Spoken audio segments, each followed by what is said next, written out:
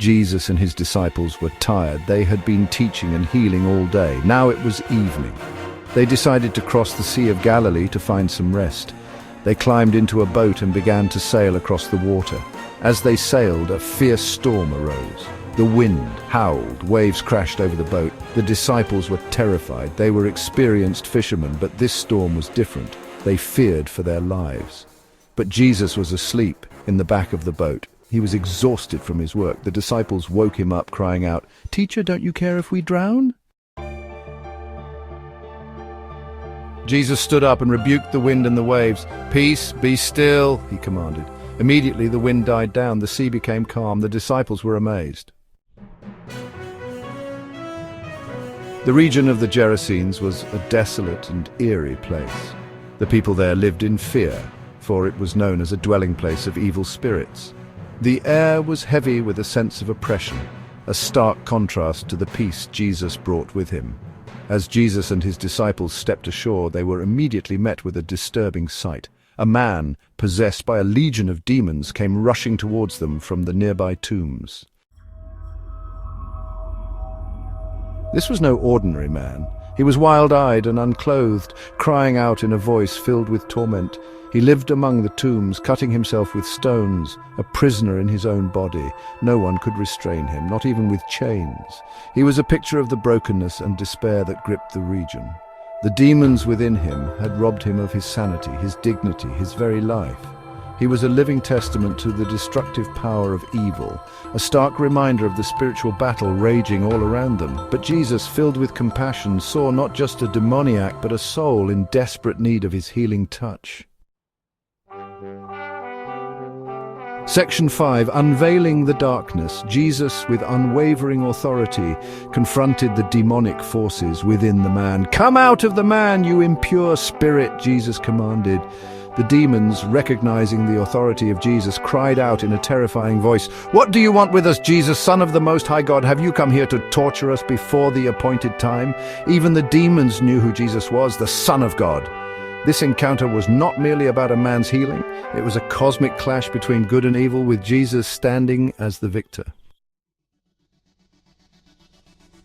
Section 6. A desperate plea. The demons, desperate to stay in the region, begged Jesus not to send them away. They saw a large herd of pigs feeding on a nearby hillside. "Send us among the pigs," they pleaded. "Allow us to go into them." Jesus, in a display of his authority over the spiritual realm, granted the demons' request. With a word, he released the legion of demons from the man and allowed them to enter the pigs. The effect was immediate and dramatic. The herd of pigs, over 2,000 in number, were seized with a sudden frenzy. They rushed down the steep bank and plunged into the sea, drowning in the water. The herdsmen, witnessing this bizarre and terrifying event, fled in terror.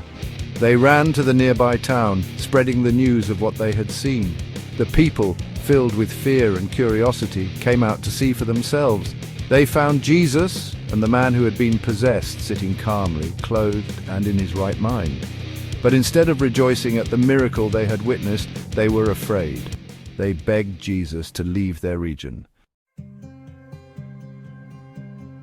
The man who had been possessed was now free. He was no longer tormented by the demons. He was clothed, sitting at Jesus' feet and in his right mind.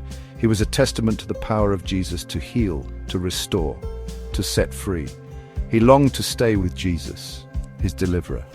But Jesus had other plans for him. "Go home to your own people," Jesus said, "and tell them how much the Lord has done for you and how he has had mercy on you."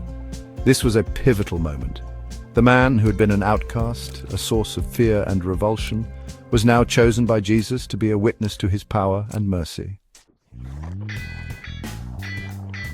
The man, filled with gratitude and a newfound purpose, obeyed Jesus. He returned to the Decapolis, the region he had once terrorized, and began to proclaim the good news of what Jesus had done for him. He became a living, breathing testament to the transformative power of Jesus Christ.